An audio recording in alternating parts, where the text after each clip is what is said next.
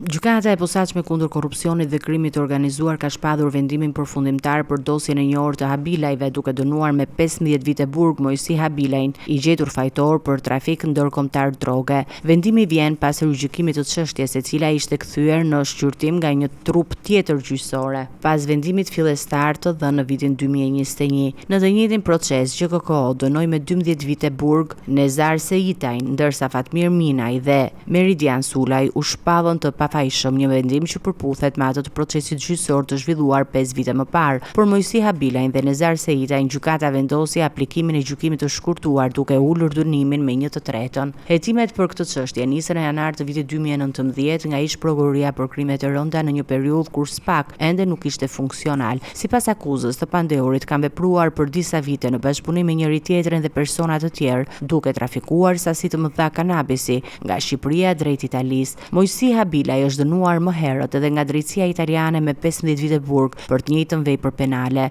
Në Itali, drejtuesi tjetër i grupit kriminal, Antonio Riela, u dënua me 14 vite burg, ndërsa Meridian Sulaj mori 8 vite e 4 muaj heqje lirie dhe Nezar Seitaj 7 vite e 5 muaj burg. Dosja Habilaj mori vëmendje të gjerë publike dhe politike në tetor të vitit 2017 pas publikimit të përgjimeve të autoriteteve italiane, të cilat nxorrën në palë lidhje të grupit me ish ministrin e brendshëm Sajmir Tahiri. Ky i fundit u akuzua nga ish prokuroria për krime të rënda për trafik droge dhe pjesëmarrje në organizata kriminale, por u shpall fajtor vetëm për shpërdorim detyre, duke e dënuar me 5 vite burg së bashku me ish drejtorin e policisë së Vlorës, Jael Çela. Çështja e Habilaj mbetet një nga dosjet më të bujshme të trafikut të drogës në Shqipëri për shkak të përmasave ndërkombëtare dhe implikimeve politike që shoqëruan hetimet dhe procesin gjyqësor.